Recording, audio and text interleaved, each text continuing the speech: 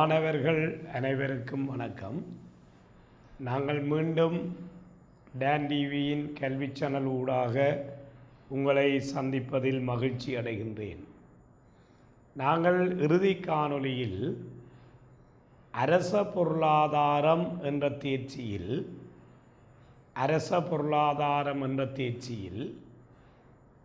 சந்தை தோல்வி தொடர்பாக பார்த்திருக்கிறோம். அப்போ சந்தை தோல்வி என்றால் என்ன, சந்தை தோல்விக்குரிய காரணங்கள் எவை, அந்த சந்தை தோல்வியை உருவாக்குகின்ற காரணிகளில் முக்கியமான காரணியாக இருப்பது வெளிவாரி விளைவு. அப்போ வெளிவாரி விளைவுகள் என்றால் என்னென்று சொல்லி பார்த்திருக்கிறோம். அந்த வெளிவாரி விளைவுகளை உற்பத்தி வெளிவாரி விளைவு, நுகர்வு வெளிவாரி விளைவு என்று ரெண்டு வகையாக பிரித்தோம். உற்பத்தி வெளிவாரி விளைவிலை வெளிவாரி நன்மை வெளிவாரி தீமை, நுகர்வு வெளிவாரி விளைவிலை நுகர்வு வெளிவாரி நன்மை நுகர்வு வெளிவாரி தீமை என்று நாங்கள் வகைப்படுத்தினோம். அது பிறகு அது எவ்வாறு வள ஒதுக்கீட்டில் ஒரு வினைத்திறனற்ற நிலைமையை கொண்டு வரும், எவ்வாறு வள ஒதுக்கீட்டில் ஒரு வினைத்திறனற்ற நிலைமையை கொண்டு வரும் என்பதை நாங்கள் 4 வரைபடத்தின் ஊடாக பார்த்தோம். அப்போ திருப்பியும் ஞாபகப்படுத்துகிறோம், சாராம்சத்தை சொல்லிவிடுகிறேன். அப்போ உற்பத்தியில் வெளிவாரி நன்மை இருக்கும்போது சந்தை நடவடிக்கையாளர்கள் உற்பத்தி வெளிவாரி நன்மையை கருத்திலெடுக்காமல் இயங்குவதால் சமூகம் விரும்பும் அளவை விட குறைவாக அந்த பண்டம் உற்பத்தி ஆகும். அப்போ ஆகவே அங்கே குறை உற்பத்தி இருக்கும். அப்போ உற்பத்தியில் வெளிவாரி நன்மை இருந்தால் குறை உற்பத்தி. அதே மாதிரி நாங்கள் மாறி பார்த்த நாங்கள் உற்பத்தியில் வெளிவாரி நன்மை இருக்கும்போது, அப்போ உற்பத்தியில் வெளிவாரி நன்மை இருக்கும்போது குறை உற்பத்தி, சமூகம் விரும்பும் அளவை விட சந்தையானது அதை குறைவாக உற்பத்தி செய்யும். மாறி உற்பத்தியில் வெளிவாரி தீமை இருந்தால், உற்பத்தியில் வெளிவாரி தீமை இருந்தால் தனிப்பட்ட ரீதியாக வார பாதிப்பை விட சமூக ரீதியான பாதிப்புகள் அதிகம். ஆகவே சமூகம் அந்த உற்பத்தியை குறைத்து விரும்பும். ஆனால் சந்தை என்ன செய்யும், அதை கூடுதலாக உற்பத்தி செய்து கொண்டிருக்கும். ஆகவே அங்கே நாங்கள் நாங்கள் மிகை உற்பத்தி. அப்போ உற்பத்தியில் வெளிவாரி நன்மை இருந்தால் குறை உற்பத்தி, உற்பத்தியில் வெளிவாரி தீமை இருந்தால் மிகை உற்பத்தி. ஆகவே வள ஒதுக்கீட்டிலே அங்கே வினைத்திறன் நிலை இருக்காது. அதே மாதிரி தான் நுகர்வை வைத்து பார்த்தோம். அப்போ நுகர்வில் வெளிவாரி நன்மை இருந்தால் குறை நுகர்வு, நுகர்வில் வெளிவாரி தீமை இருந்தால் மிகை நுகர்வு. குறை நுகர்வு மிகை நுகர்வு என்று சொல்லி நாங்கள் அதை 2 வகையாக பிரித்தோம். அப்போ உற்பத்தி நுகர்வு செயற்பாடுகளில், உற்பத்திகம நுகர்வு செயற்பாடுகளில் வள ஒதுக்கீட்டில் வினைத்திறன் இல்லாத நிலைதான் சந்தை தோல்வி. அப்போ அந்த 4 சந்தர்ப்பத்துக்கும் உரிய வரைபடம் தெளிவான முறையில் பிள்ளைகள் வரைந்து பழகி கொள்ளுவோம். சரி, அப்போ இன்றைக்கு நாங்கள் பார்க்க போகிறோம், அருமையான வளங்களை உற்பத்திகம நுகர்வில் ஒதுக்கீடு செய்கின்ற போது வினைத்திறன் பெறாத நிலை, அந்த வள ஒதுக்கீட்டில் வினைத்திறன் பெறாத நிலைமைக்குத்தான் என்னவே சந்தை தோல்வி. அப்போ இதைத்தான் நாங்கள் மார்க்கெட் ஃபெயிலியர் என்று சொல்கிறோம். இதான் சந்தை தோல்வி, அதாவது வள ஒதுக்கீட்டில் வினைத்திறன் இல்லாத நிலை. அப்போ இந்த வள ஒதுக்கீட்டில் வினைத்திறனை உருவாக்க வேண்டிய தேவைப்பாடு அரசாங்கத்துக்கு இருக்கு. பதனை எங்கண்ட செப்டரை அதுதானே, சந்தை பொருளாதாரத்தில் அரசாங்கம் தலையிடுவதற்குரிய காரணம். அப்போ முதலாவது காரணம் என்ன பார்த்திருக்கிறோம், வள ஒதுக்கீட்டில் வினைத்திறன் இல்லாத நிலையில் அந்த வள ஒதுக்கீட்டில் வினைத்திறனை கொண்டு வரத்துக்கு அரசு தலையிடும். வள ஒதுக்கீட்டில் வினைத்திறனை உருவாக்குறதுக்கு அந்த பொருளாதாரத்தில் அரசு தலையிடும். அப்போ இன்றைக்கு நாங்கள் பார்க்குற அடுத்த தலையங்கம் பாருங்கள், வெளிவாரி விளைவின் காரணமாக தோன்றும் சந்தை தோல்வியை சீர் செய்வதற்கு அரசாங்கம் மேற்கொள்ளுகின்ற நடவடிக்கைகள். வெளிவாரி விளைவுகளால் தோன்றும் சந்தை தோல்வி. அப்போ அந்த வெளிவாரி விளைவுகளால் தோன்றும் சந்தை தோல்வியை சீர் செய்வதற்கு அரசாங்கம் மேற்கொள்ளும் நடவடிக்கை. அப்போ அரசாங்கம் என்ன நடவடிக்கையை மேற்கொள்ளும்? அப்போ ஒன்று முதலாவது பாருங்கள், வரி விதிப்பை மேற்கொள்ளும். இது உற்பத்தி பக்கத்தை வச்சுக்கொண்டு விளங்கப்படுத்துகிறோம். பாருங்கள், இப்போ உற்பத்தியில் வெளிவாரி தீமை இருந்தால் அந்த உற்பத்தி மிகையா இல்லை இருக்குது. அப்போ மிகை உற்பத்தியை கட்டுப்படுத்த வேணுமென்றா அரசாங்கம் அந்த உற்பத்தி மீது வரி விதிக்கும்.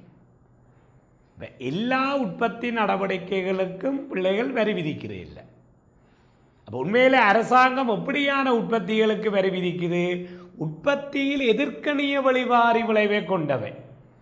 ஏன்னா இப்போ உற்பத்தியில் எதிர்க்கணிய வெளிவாரி விளைவை கொண்டவை மிக உற்பத்தி.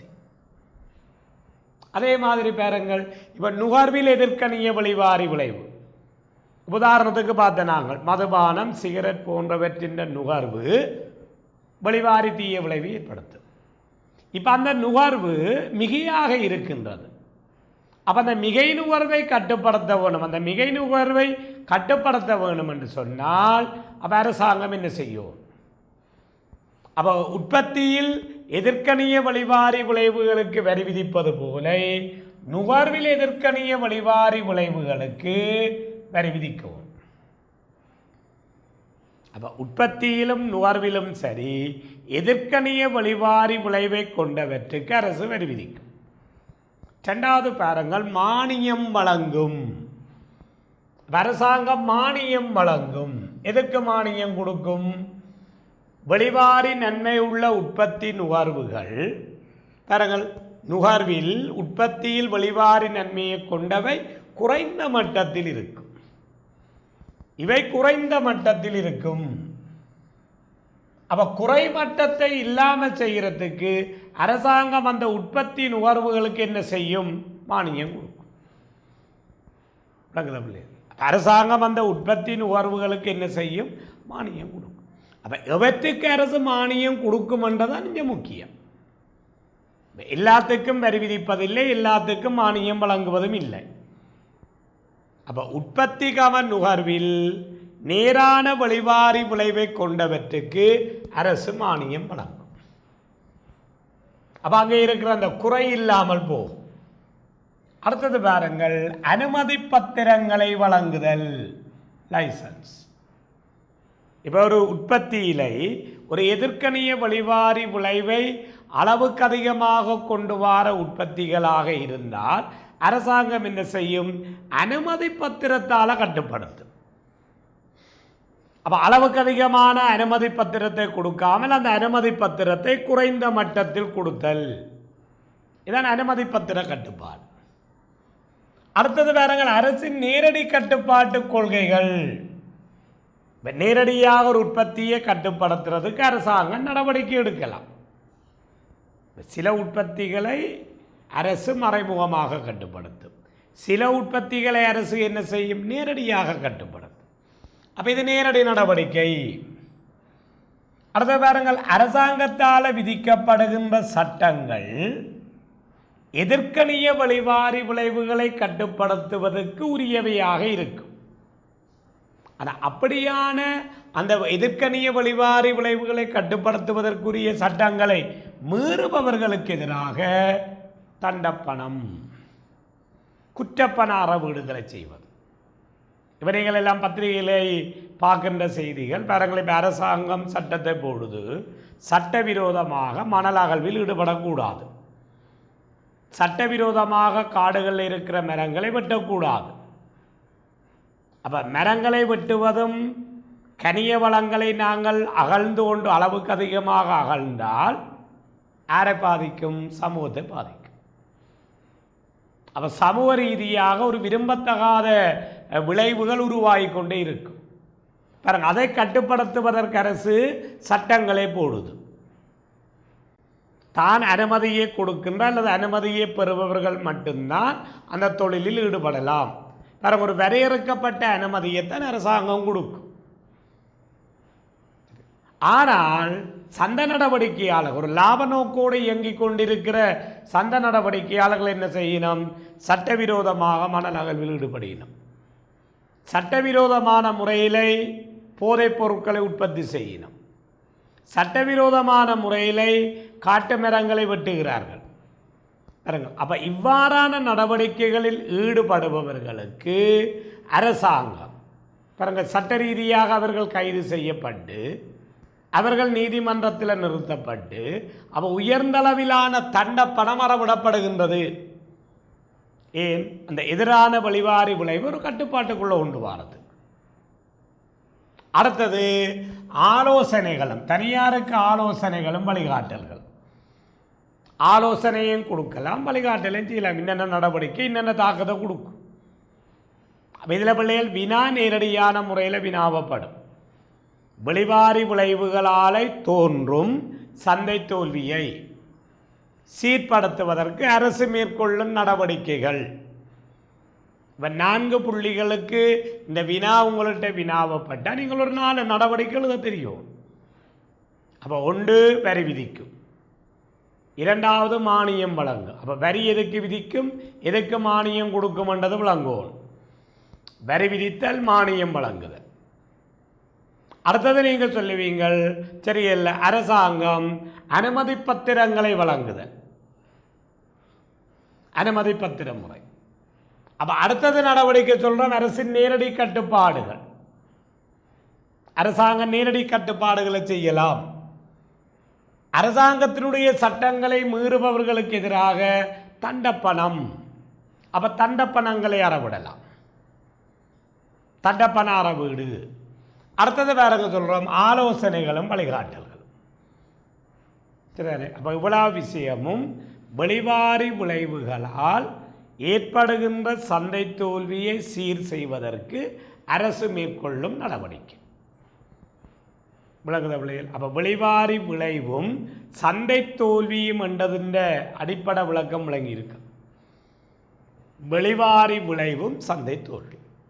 அப்போ இனி நாங்கள் இந்த வெளிவாரி விளைவுகளை உருவாக்குகின்ற, சரிங்களா, வெளிவாரி விளைவுகளால் எப்படி சந்தை தோல்வி வருதுன்றது பார்த்துருக்கோம். இந்த சந்தை தோல்வியை ஏற்படுத்துகின்ற சில வகையான பண்டங்களை பற்றி நீங்கள் அறிஞ்சிருக்க வேணும். ரைட். இப்போ அதில் நாங்கள் முதலாவது பண்டத்துக்கு வருவோம். மேன்மை பண்டம், மெரிட் குட்ஸ். பாருங்க பிள்ளைகள், மேன்மை பண்டம். அப்போ மேன்மை பண்டம் என்றா என்ன? நுகர்வில் நேர்கணிய வெளிவாரி விளைவை கொண்ட, நுகர்வில் நேர்கணிய வெளிவாரி விளைவை கொண்ட பண்டங்கள் மேன்மை பண்டம் என அழைக்கப்படும். எல்லாருக்கும் வெளிவாரி விளைவு படிச்சிருக்கிறபடியால் தெரியும். உதாரணத்துக்கு கல்வி சுகாதாரம், கல்வி சுகாதாரம் தெரியல பாருங்கள். இப்போ கல்வி சுகாதார மருத்துவத்தை நுகர்பவருக்கும் நன்மை இருக்குது, பிறருக்கும் நன்மை இருக்கு. அப்ப நுகர்வில் நேர்கணிய வெளிவாரி விளைவு. அப்ப தனியார் நன்மையோடு வெளிவாரி நன்மையை கூட்டினால் சமூக நன்மை வரும் என்று படிச்ச நாங்கள். பாருங்கள், சோஷியல் பெனிஃபிட் சமன் பிரைவேட் பெனிஃபிட்டோடை பிளஸ் எக்ஸ்டர்னல் பெனிஃபிட். தனியார் நன்மையோடு வெளிவாரி நன்மையை கூட்டவாறது சமூக நன்மை, தனியார் நன்மையோடு வெளிவாரி நன்மை. அப்போ பாருங்க, நுகர்வில் நேர்கணிய வெளிவாரி விளைவை கொண்ட பண்டம்தான் மேன்மை பண்டம். அப்போ நுகர்வில் நேர்கணிய வெளிவாரி விளைவு இருந்தால் தனியார் நன்மையை விட சமூக நன்மை பெருசு, தனியார் நன்மையை விட சமூக நன்மை பெருசாக இருக்கும், தனியார் நன்மையை விட சமூக நன்மை பெருசாக இருக்கும். அப்போ தனியார் நன்மையை விட சமூக நன்மையை உயர்வாக கொண்ட பண்டங்கள் மேன்மை பண்டம், தனியார் நன்மையை விட சமூக நன்மையை உயர்வாக கொண்ட பண்டம். அப்போ இதுதான் மேன்மை பண்டம். அடுத்தது பாருங்க, இந்த மேன்மை பண்டத்தின் எதிர்பண்பை கொண்டிருந்தால் அந்த பண்டத்துக்கு பேர் மேன்மையல்லா பண்டம் அல்லது தீங்கிழைக்கும் பண்டம். தீய பண்டம் வேறை, தீங்கிழைக்கும் பண்டம் வேறு. இதில் பாருங்கள், மேன்மையல்லாத பண்டம் அல்லது தீங்கிழைக்கும் பண்டம், டிமெரிட் குட்ஸ். மேன்மையல்லாத பண்டம் அல்லது தீங்கிழைக்கும் பண்டம். அப்போ மாறி சொல்லுவீங்க. தெரியல. நுகர்வில் எதிர்க்கணிய வழிவாரி விளைவை கொண்டவை. அப்ப நுகர்விலே எதிர்க்கணிய வழிவாரி விளைவை கொண்டிருக்கிற பண்டம் எல்லாம் தீங்கிழைக்கும் பண்டம். மேன்மையல்லாத பண்டம், அதை மேன்மையல்லாத பண்டங்கள் என்று சொல்லுவோம். உதாரணத்துக்கு பாருங்கள், மதுபானம், சிகரெட், போதை பொருட்கள். இந்த உதாரணத்தை வச்சு கொண்டு பாருங்க. மதுபானம், சிகரெட், போதை பொருட்கள். அப்ப இந்த மதுபானம், சிகரெட், போதை பொருட்களை பொறுத்தவரையிலே நுகர்பவருக்கும் பாதிப்பு இருக்குது. ஆனால் மூன்றாம் தரப்புக்கு அது பாதிப்பை ஏற்படுத்துகிறபடியால் தனிப்பட்ட ரீதியான நலனை விட சமூக நலன் குறைவாக இருக்கும். நன்மை ரீதியாக சொல்லிக்க பிள்ளைகள் இப்படி சொல்லுவீங்கள், தனியார் நன்மையை விட சமூக நன்மை சின்னன். செலவு ரீதியாக பார்க்க மாறி, தனியார் செலவை விட சமூக ரீதியான செலவு பெருசு. சமூக ரீதியான செலவு பெருசு. அப்ப மேன்மை பண்டம், மேன்மை அல்லாத பண்டம். அப்ப என்னத்தை வைத்துக்கொண்டு மேன்மை பண்டம், மேன்மை அல்லாத பண்டத்தை எழுதுகிறோம் என்று விளங்கி இருக்கு. நுகர்வு வழிவாரி விளைவை வைத்து. அப்ப நுகர்வில் நேர்க்கணிய வழிவாரி விளைவை கொண்ட பண்டம் மேன்மை பண்டம். அப்ப தனியார் நன்மையை விட சமூக நன்மை பெருசா இருக்கும். அப்ப சமூகத்துக்கு இந்த பண்டம் அதிக நன்மையை கொடுக்கும். மேன்மை அல்லாத பண்டம் மாறி நுகர்வில் எதிர்க்கணிய வழிவாரி விளைவை கொண்டிருக்கும். அப்ப தனிப்பட்ட ரீதியாக கிடைக்கிற நன்மையை விட சமூக ரீதியாக கிடைக்கிற நன்மை குறைவாக இருக்கும். சமூக ரீதியாக கிடைக்கிற நன்மை குறைவாக இருக்கும். அப்ப இதனால இந்த மேன்மையல்லாத பண்டங்களை சமூகம் குறைந்த மட்டத்தில் நுகர்வதற்கே ஆசைப்படுகின்றது. மேன்மை பண்டங்கள் சமூகத்துக்கு அதிக நன்மையை கொண்டு வரபடியால் அதிக அளவில் அதை நுகர்வதற்கு ஆசைப்படுது. ஆனால் சந்தை அவ்வாறு அல்ல.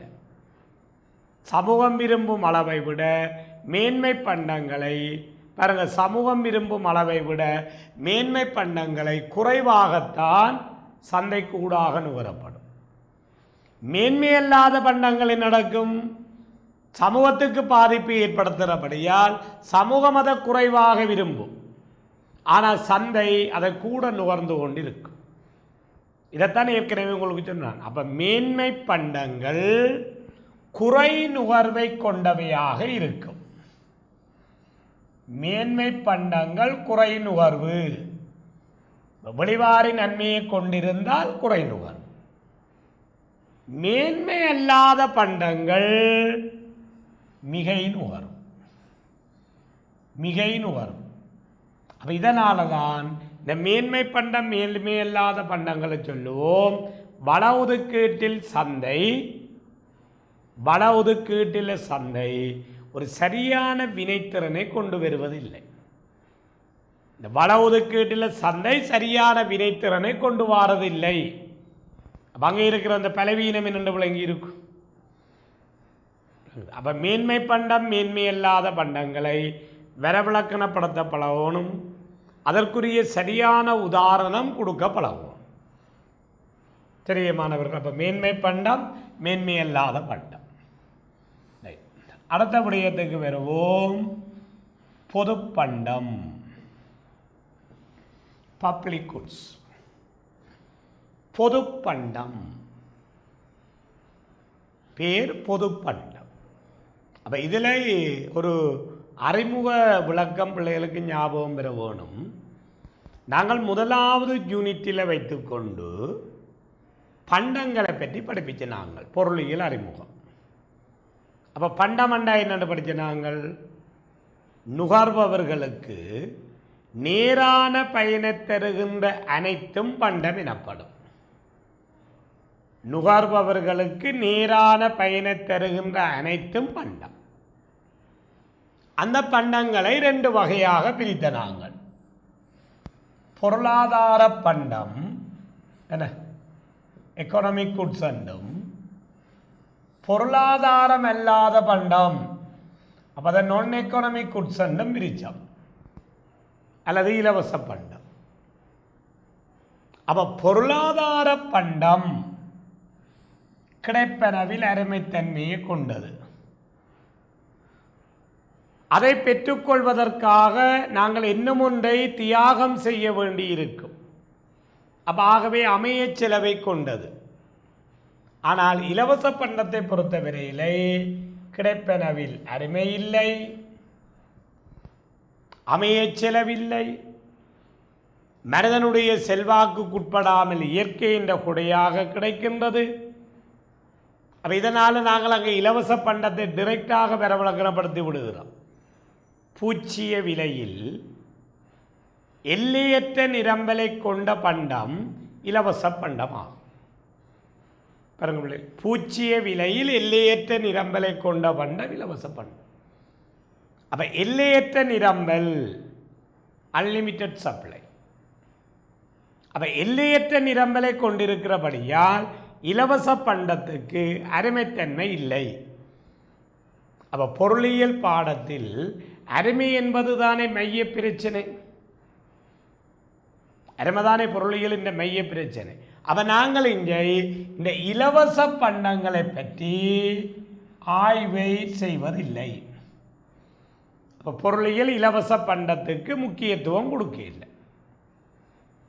அப்போ பொருளாதார பண்டங்களுக்கு தானே முக்கியத்துவத்தை கொடுக்குது. பொருளாதார பண்டங்களுக்கு தானே பிள்ளைகள் முக்கியத்துவத்தை கொடுக்குது. பாருங்க, அந்த பொருளாதார பண்டங்களை இந்த 8வது தேசியில் வைத்துக்கொண்டு பாருங்க வேறு வேறு பண்பு. இப்போ நான் உங்களுக்கு முதல் சொல்லி தந்தேன், நுகர்வில் நேரான விளைவாரி விளைவை கொண்ட பண்டமும் இருக்கும், நுகர்வில் எதிரான விளைவாரி விளைவை கொண்ட பண்டமும் இருக்கும்.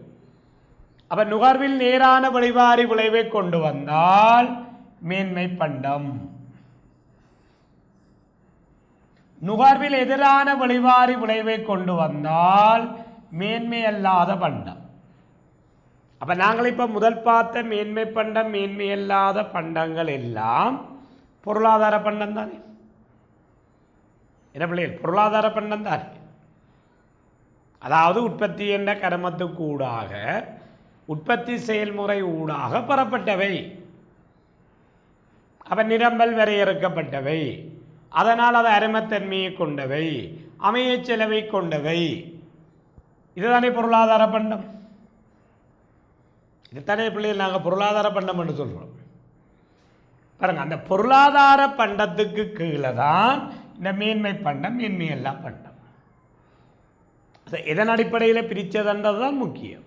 இப்போ அதே மாதிரி தான் பாருங்க, அதே மாதிரி தான் என்ன செய்ய போகிறோம், நுகர்வில் போட்டித்தன்மையை கொண்டதா, நுகர்வில் போட்டித்தன்மையற்றதா, விலக்குதல் விதிக்கு உட்படக்கூடியதுவா அல்லது உட்படுமா என்ற விடயங்களை வைத்துக்கொண்டு பொதுப்பண்டம்,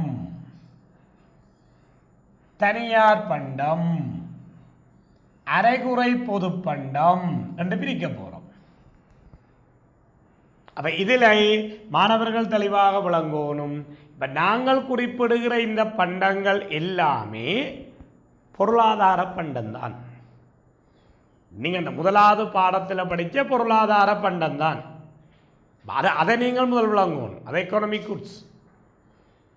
அது மேன்மை பண்டமாக இருக்கலாம், மேன்மை எல்லா பண்டமாக இருக்கலாம், பொது பண்டமாக இருக்கலாம், அரைகுறை பொது பண்டமாக இருக்கலாம், தனியார் பண்டமாக இருக்கலாம். பாருங்க, அந்த பொருளாதார பண்டத்தை தான் பிரிக்கலாம். இப்போ எதுவும் இது இலவச பண்டம் இல்லாத, இலவச பண்டத்தினுடைய எண்ணக்கரு முதலாவது பகுதியோடைய முடிவுறுத்தியாச்சு. அருமை இல்லாத பண்டங்களை பொருளியல் ஆய்வுக்கு உட்படுத்துவதில்லை என்றால் அது எங்களுக்கு ஒரு பிரச்சனைக்குரிய பண்டம் இல்லை. ஆனால் பொருளாதார பண்டம் தானே எங்களுக்கு பிரச்சனைக்குரியதாக இருக்குது. கவனம் இருக்கும். சரி, அப்போ இந்த பொருளாதார பண்டத்தில் தான் பாருங்க பொதுப்பண்டம். அப்போ பொதுப்பண்டம், அப்போ பப்ளிக் குட்ஸ். அப்போ பொதுப்பண்டம் என்ன பாருங்க, முதலாவது பண்பு சொல்லுகிறோம், நுகர்வில் போட்டித்தன்மையற்றது. இந்த பண்பை வடிவ விலகி கொள்ளுங்க பிள்ளை. நுகர்வில் போட்டித்தன்மையற்றது. இப்போ நுகர்வில் போட்டித்தன்மை அற்றது என்று சொல்றது என்னென்றால், ஒரு பண்டத்தை ஒருவர் நுகரும் போது தனிநபராக இருக்கலாம் அல்லது ஒரு குழுவாக இருக்கலாம். ஒரு பண்டத்தை நபர் ஒருவர் நுகரும் போது அவரது நுகர்வு ஏனையவர்களின் நுகர்வை பாதிக்காமல் இருந்தால், ஒருவருடைய நுகர்வு ஏனையவர்களின் நுகர்வை பாதிக்காமல் இருந்தால் நுகர்வில் போட்டியற்றது. பாருங்க, ஒருவருடைய நுகர்வு இன்னொருவருடைய நுகர்வுக்கு பாதிப்பை ஏற்படுத்துவதில்லை. அப்ப நுகர்வில் போட்டித்தன்மையற்றது. நுகர்வில் போட்டித்தன்மையற்றது. இதை ஒரு உதாரணத்தின் மூலமாக இந்த பண்புகளை விளங்கி கொண்டு வாங்கோ. வீதி வெளிச்சம், ஸ்ட்ரீட் லைட். இந்த பொதுப்பண்டத்துக்கு சிறந்த உதாரணம் சொல்கிறோம் நாங்கள். வீதி வெளிச்சம், அதாவது இரவு நேரங்களில் வீதிகளில் போக்குவரத்து பாதைகளில் தெரியும், மின் கம்பங்களில் மின் குமிழ்கள் பொருத்தப்பட்டு அந்த வீதிக்கு வெளிச்சம் வழங்கப்படுகிறது. இதைத்தான் நாங்கள் வீதி வெளிச்சம் அல்லது வீதியோர வெளிச்சம் என்றெல்லாம் சொல்லுகிறோம். இப்போ பாருங்க, இரவு நேரங்களில் அந்த வீதியால் பயணிக்கின்ற அனைவரும் அந்த வெளிச்சத்தை, அந்த வீதி வெளிச்சத்தை நுகரலாம். அப்ப இங்கே ஒருவருடைய நுகர்வு, இப்போ அந்த வீதியாலை இப்போ ஒரு நபரோ அல்லது ஒரு குழுவோ போகும்போது அந்த வீதி வெளிச்சத்தை நுகர்ந்து கொண்டு போவார்கள். சரி, அதற்கு பிறகு இன்னும் ஒரு நபர் அந்த வீதியால் வருகின்ற போது அவருக்கும் அந்த வெளிச்சம் அதே அளவு கிடைக்கும். அப்போ ஒருவருடைய நுகர்வு எந்த விதத்திலும் இன்னொருவரின் நுகர்வை பாதிக்காது. அப்போ உதாரணம் வீதி வெளிச்சத்தை வச்சு பாருங்கள். அதே நேரத்தில் பாருங்கள், விலக்குதல் விதிக்கு உட்படாதவை. இதையும் ஒரு வடிவாக விளங்கிக் கொள்ளுங்கள். இப்போ பொருளாதார பண்டத்துக்குள்ளதான் பொது பண்டம் என்ற பகுதி பெறுகிறது. பொருளாதார பண்டத்துக்குள்ளதானே பிள்ளைகள் பொது பண்டம். அப்போ பொருளாதார பண்டங்களுக்கு உற்பத்தி செலவு இருக்கும். அப்போ உற்பத்தி செலவு இருக்கிறபடியால் அதுக்கு ஒரு பண ரீதியான பெறுமதி இருக்குத்தானே. அப்போ அந்த பணப்பெறுமதியைத்தான் நாங்கள் இங்கே என்னென்று குறிப்பிடுகிறோம், விலை. இந்த பண ரீதியான பெறுமதியைத்தான் நீங்கள் விலை என்று போடுறீங்க. இப்போ பொருளாதார பண்டத்துக்கு விலை உண்டு. நான் பேசிக்க சொல்கிறேன் பிள்ளைகள், பொருளாதார பண்டத்துக்கு விலை உண்டு. அப்போ உண்மையிலே ஒரு பொருளாதார பண்டத்தை பெற்றுக்கொள்பவர், ஒரு பொருளாதார பண்டத்தை பெற்றுக்கொள்பவர் என்ன செய்ய வேணும்? விலை செலுத்த வேண்டும். ஒரு பொருளாதார பண்டத்தை பெற்றுக்கொள்பவர் விலை செலுத்த வேண்டும். அப்போ நாங்கள் சில சந்தர்ப்பங்களில் படிச்சிருக்கிறோம், பொருளாதார பண்டங்களை பெறுபவர்கள் விலை செலுத்தாமலும் பொருளாதார பண்டத்தை பெற்றுக்கொள்ளலாம். விலை செலுத்தாமலும் பொருளாதார பண்டத்தை பெற்றுக்கொள்ளலாம். சரி, அப்போ இங்கே அவதானிங்கோ, வீதி வெளிச்சம் பொதுப்பண்டம்.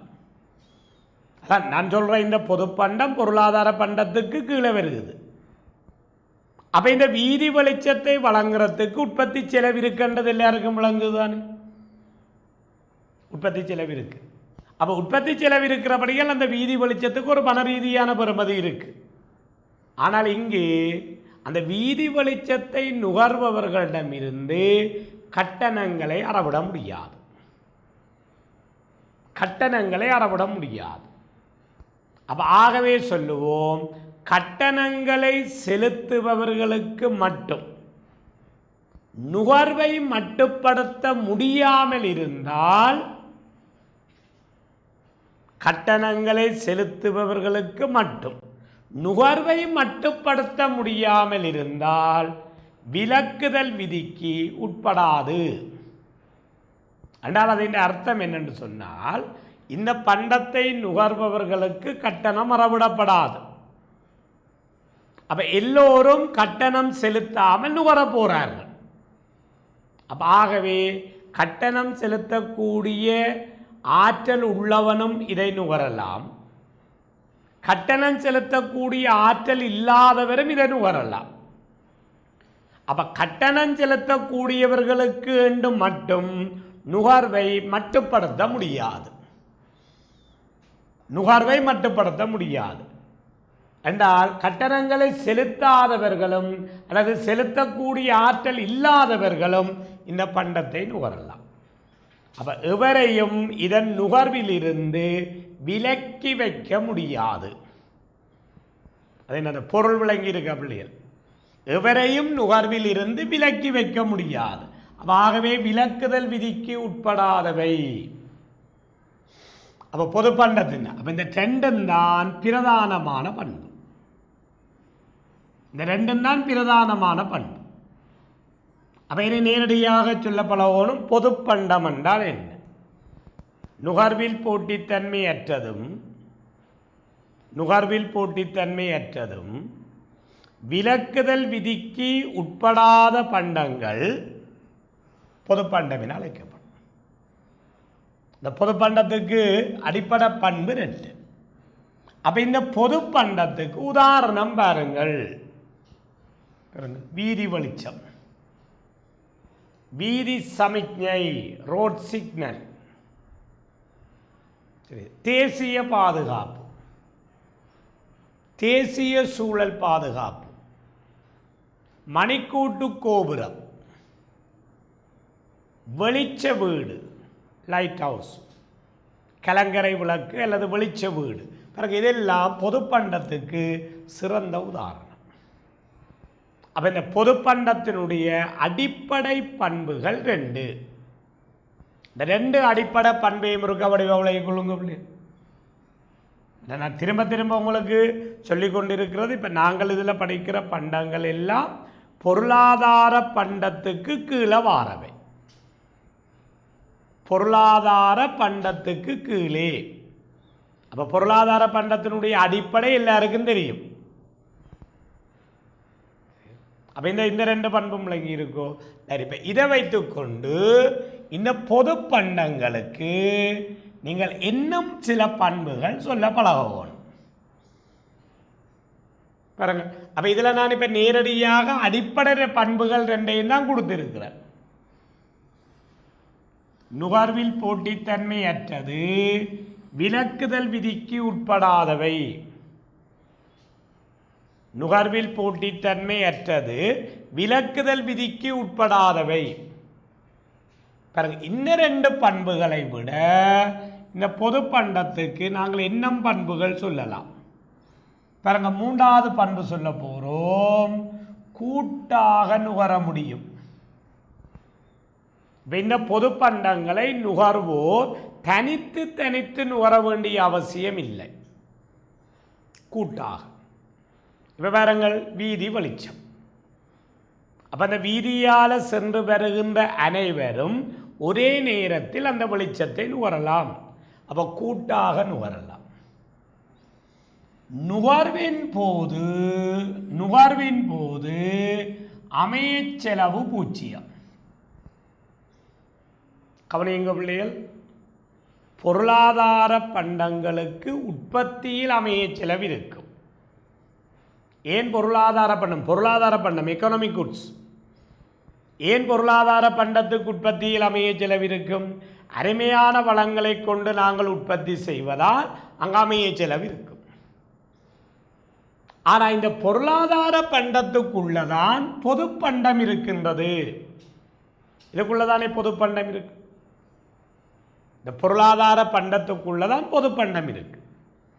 ஆனால் பாருங்க, ஒரு பொது பண்டத்தை ஒருவர் நுகரும் போது அதனுடைய நுகர்வுக்காக இன்னும் ஒரு சிறந்த தெரிவாக இருக்கின்ற நுகர்வை அவர்களுக்கு தேவையில்லை.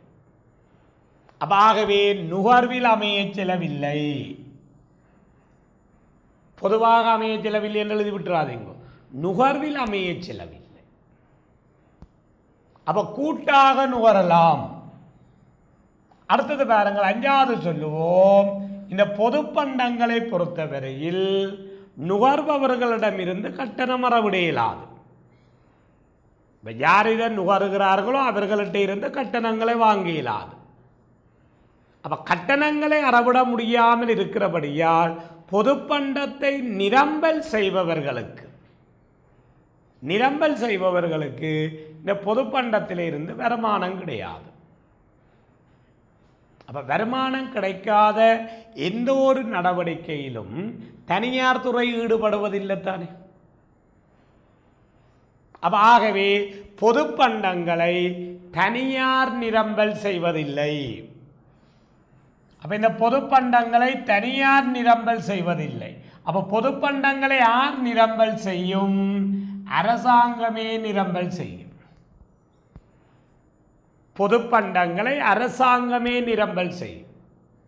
பாருங்க, தனியார் நிரம்பல் செய்ய மாட்டேன். ஏனென்றால் அதை நுகர்பவர்களிடம் இருந்து கட்டணம் அறவிட இயலாது. கட்டணம் அறவிடாட்டி வருமானம் இல்லையே. தனியார் துறைய நோக்கம் என்ன? லாப நோக்கம். இது லாபத்தை தராதல்ல. ஆகவே பொது பண்டத்தை பொறுத்தவரையில் தனியார் துறையினர் அதன் உற்பத்தியில் ஈடுபட மாட்டார்.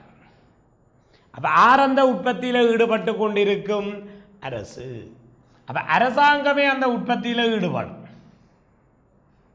அடுத்தது சொல்லுவோம், பொது பண்டங்களை பொறுத்தவரையில் எல்லை செலவு 0. எல்லை செலவு 0. இது இந்த எல்லை செலவுன்றது வடிவா விளங்கணும், நுகர்வு ரீதியாக விளங்கப்படுத்துகிறது. ஒரு பொது பண்டத்தை பொறுத்தவரையில் ஒருவர் மேலதிகமாக ஒரு அலகை நுகர்ந்தார்.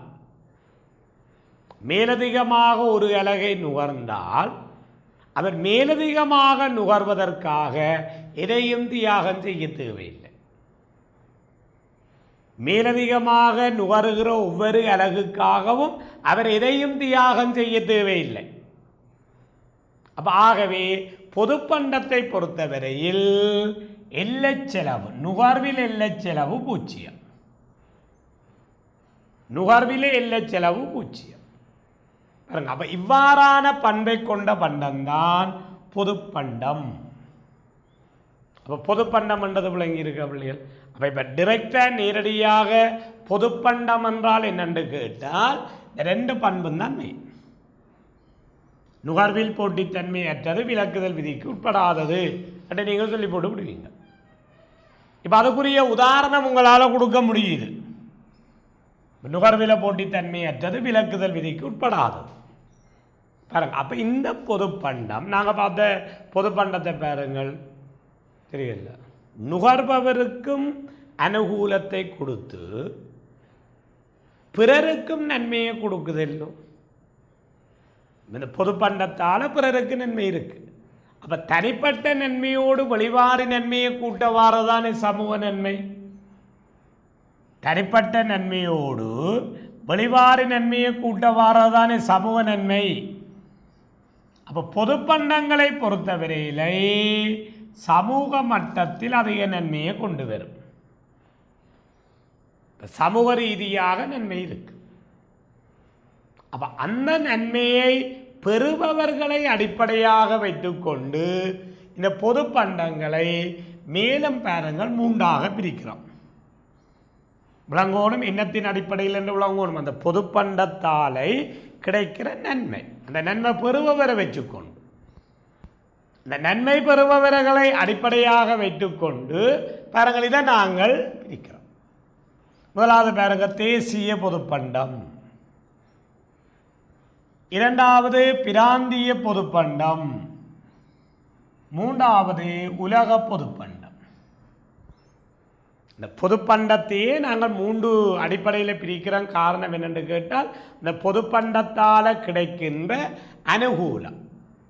பிறகு ஒரு பொது பண்டத்தினுடைய அனுகூலம் ஒரு நாட்டின் தேசிய எல்லைக்குள், ஒரு தேசிய எல்லைக்குள்ள வாழுகின்ற மக்களுக்கு அந்த பொதுப்பண்டத்தின் அனுகூலம் கிடைத்து கொண்டிருந்தால் அது தேசிய பொதுப்பண்டம். பொதுப்பண்டத்தின் அடிப்படை பண்பு மாறாது. நுகர்வில போட்டி இல்லை, விலக்குதல் விதிக்கு உட்படாதது. இப்போ பாருங்கள், தேசிய பாதுகாப்பு, தேசிய வானிலை எதிர்வு கூறல்கள். அப்போ தேசிய பாதுகாப்பு, தேசிய வானிலை எதிர்வு கூறல்கள் ஒரு பொருளாதாரத்துக்குள்ள, ஒரு தேசிய எல்லைக்குள்ளே வாழுகிற மக்களுக்கு தானே நன்மையை கொடுக்கும். ரெண்டாவது பாருங்கள், ரீஜனல் பப்ளிக் குட்ஸ், பிராந்திய பொதுப்பண்டம். ரீஜனல் பிராந்தியம், பிராந்திய பொதுப்பண்டம். அப்போ ஒரு பிராந்தியத்துக்குள்ளே இருக்கிறவர்களுக்கு அந்த பொதுப்பண்டமானது நன்மையை கொடுத்தால் அது பிராந்திய பொதுப்பண்டம். இப்போ உதாரணத்துக்கு பாருங்கள், பிராந்திய பொருளாதார ஒத்துழைப்புக்குரிய உடன்படிக்கைகள். ஒரு பிராந்திய மட்டத்தில், ஒரு பொருளாதார வலய மட்டத்தில் செய்கிற ஒத்துழைப்புகள். அதே மாதிரி பாருங்கள், ஒரு பிராந்திய அடிப்படையில் சொல்லப்படுகிற வானிலை எதிர்வு கூறல்கள். ஒரு பிராந்திய அடிப்படையில் சொல்லப்படுகிற வானிலை எதிர்வு கூறல்கள். இப்போ சில வழியில் நீங்கள் நியூஸில் கேட்பீங்கள், சொல்லுவார்கள், இப்போ இந்தோனேசியாவிலே தெரியல கடல் பூகம்பம். அப்போ கடலுக்கு அடியில் பூகம்பம். அப்போ அங்கே சொல்லுவார்கள் சுனாமி அலைகள் உருவாகிறதுக்கு வாய்ப்பு இருக்கின்றது. அப்போ இந்தோனேசியாவில் உருவாகின்ற சுனாமி அலை சொல்லுவார்கள் எந்த இடம் வரைக்கும் போகும். அப்போ எக்ஸாம்பிளுக்கு சொல்லினோம், தெரியல இந்த சுனாமி அலைகள் இலங்கையினுடைய கரையோர பகுதி, இந்தியாவினுடைய தென்கரையோர பகுதி வரைக்கும், மாலத்தீவு பகுதி வரைக்கும் சென்று தாக்கத்தை கொடுக்கும். அப்போ ஆகவே இந்தோனேசியாவில் இருந்து பாருங்கள் தென்னிந்தியா வரைக்கும் அந்த கடற்கரையோர வலயத்தில் இருக்கிற கடற்கரையோரமாக இருக்கிற மக்கள் மிக அவதானமாக இருக்கும்படி ஒரு வானிலை எதிர்வு கூறலை அறிவிக்கும். இப்போ இந்த வானிலை எதிர்வு கூறல் அவ்வளவு பிரதேச மக்களுக்கு நன்மையை தானே செய்தது. இதான் பிராந்திய வானிலை எதிர்வு கூறல்கள். அடுத்தது பாருங்கள், மூன்றாவது உலக பொதுப்பண்டம், குளோபல் பப்ளிக் குட்ஸ், உலக பொதுப்பண்டம். அப்போ உலக பொதுப்பண்டம் என்றது என்ன சொல்லுகிறோம்?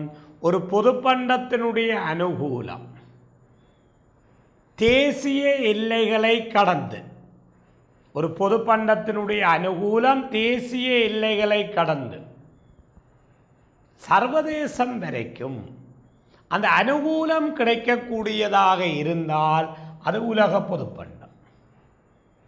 ஆனால் அந்த பொதுப்பண்டத்தினுடைய அனுகூலம் தேசிய எல்லைகளை கடந்து சர்வதேசம் வரைக்கும், அதாவது உலகம் வரைக்கும் நன்மையை செய்யும். உதாரணத்துக்கு பாருங்கள், தேசிய சமாதானம் போல உலக சமாதானம். இப்போ தேசிய சமாதானம் அந்த நாட்டின் தேசிய மட்டத்தில் நன்மையை செய்யும். உலக சமாதானம் சர்வதேச மட்டத்தில் நன்மை. ஓசோன் படை பாதுகாப்பு, அவன் நீங்கள் சிறிய வகுப்பில் எல்லாம் படித்த நீங்கள். இப்போ ஓசோன் படையில் ஏற்பட்டு கொண்டிருக்கின்ற துவாரம் சூரியனில் இருந்து வருகின்ற புற ஊதா கதிர்களை பூமியை நோக்கி வர செய்து, அப்போ பூமியினுடைய வெப்பத்தை அதிகரிப்பதோடு பல்வேறு விதமான தோல் நோய்களையும் உண்டு பண்ணி கொண்டிருக்கிறது. அப்போ வளிமண்டலத்திலே ஓசோன் படையில் விழுந்த துவாரம்.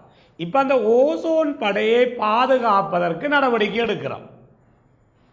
ஓசோன் படை பாதுகாப்பு பாருங்க. அப்போ ஓசோன் படை பாதுகாப்பை செய்தால் பூமி சூடாகுவது அல்லது பூமியை நோக்கி வார புற ஊதா கதிர்களினுடைய தாக்கம் குறையும். அப்போ பூமியில் வாழுகின்ற அனைத்து மக்களுக்கும் நன்மை. ஒரு நாட்டுக்கு என்று சொல்ல மாட்டோம், உலகில் இருக்கிற எல்லா மக்களுக்கும் நன்மை. அப்போ இதுதான் உலக பொதுப்பண்டம்.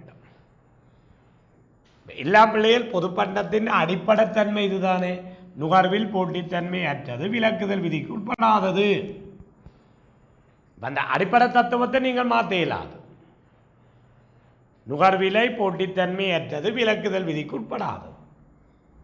அந்த பொதுப்பண்டத்தினுடைய அனுகூலத்தை யார் பெற்றுக்கொண்டிருக்கிறார்களோ அந்த அனுகூலத்தன்மையை வைத்துக்கொண்டுதான் இதை பிரிக்கிறோம். அப்போ தேசிய பொதுப்பண்டம், பிராந்திய பொதுப்பண்டம், உலக பொதுப்பண்டம் விளங்குது பிள்ளைகள். அப்போ 3 வகையாக பிரித்து வச்சிருக்கிறோம். தேசிய பொதுப்பண்டம், பிராந்திய பொதுப்பண்டம், உலக பொதுப்பண்டம். அப்போ பொதுப்பண்டத்தின் பண்புகள் அனைத்து முடிவாக விளங்கி இருக்கோ. உதாரணங்களை வைத்து கேட்டுக்கொள்ளும். இந்த பொதுப்பண்டத்தினுடைய பண்புகள் மாறி வந்தால், இந்த பொதுப்பண்டத்தின் பண்புகள் மாறி வந்தால் அது தனியார் பண்டம், பிரைவேட் குட்ஸ்.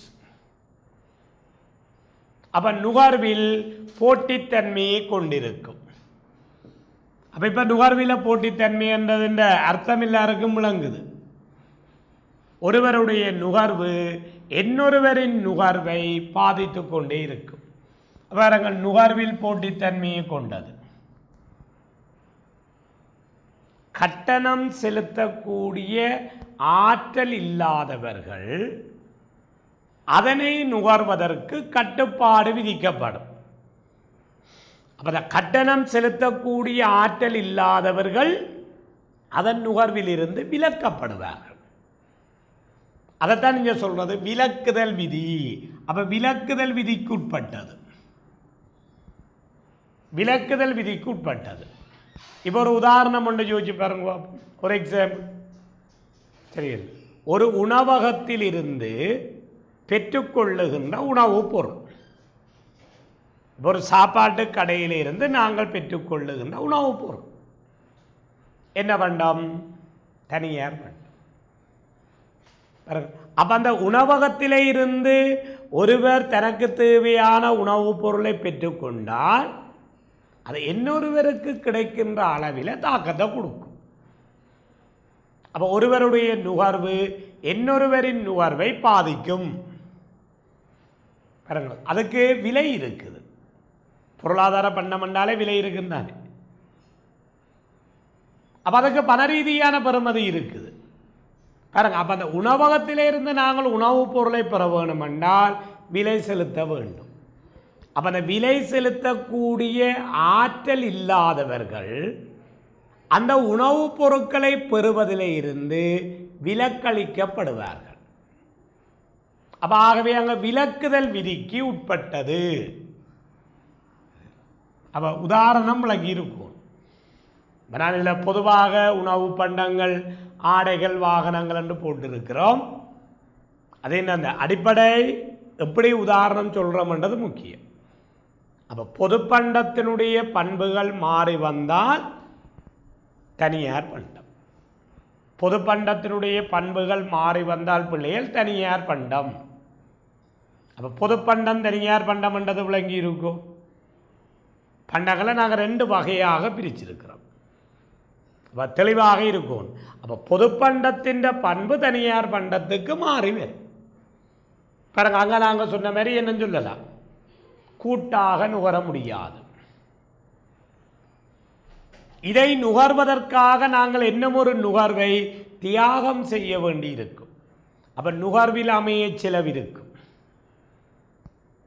மேலதிகமாக இதை நாங்கள் ஒரு அலகு நுகர முற்பட்டால் இன்னும் ஒரு நுகர்வை நாங்கள் இழக்க வேணும்.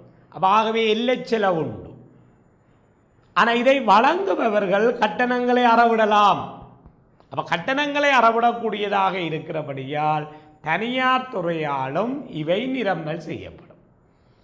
தனியார் பண்டம் என்றால் தனியார் நிரம்பல் செய்கிறது என்று பொருள் இல்லை பிள்ளையர். பண்பை வச்சாச்சு. பொதுப்பண்டத்திலே எதிர்ப்பண்பு. பொதுப்பண்ட நிரம்பலில் தனியார் ஈடுபட மாட்டினோம். ஆனால் தனியார் பண்ட நிரம்பலில் தனியாரும் ஈடுபடும். இப்போ வருமானத்தை ஈட்டிக் கொள்வதற்காக ஆரம் இதை வழங்கலாம், அரசும் வழங்கலாம். அப்ப தனியார் பண்டத்தை அரசும் வழங்கும், தனியாரும் வழங்கும். ஆனால் பொதுப்பண்டம் என்று நாங்கள் சொல்றதை அரசாங்கம் மட்டும்தான் வழங்கும். அப்போ அப்படி நீங்கள் அந்த 2 பண்டத்தையும் ஒப்பீடு செய்து படியுங்கோ. சரிங்களா? அப்போ பொது பண்டம், தனியார் பண்டம். அப்போ இதில் நாங்கள் 4 பண்டங்கள் பார்த்துருக்கிறோம். மேன்மை பண்டம், மேன்மையில்லா பண்டம், பொது பண்டம், தனியார் பண்டம். ரைட். அப்போ இவ்வளவு நேரமும் நான் சொன்ன கருத்துக்களை செவிமடுத்த மாணவர்களுக்கு நன்றியை கூறி விடைபெறுகின்றேன். நன்றி, வணக்கம்.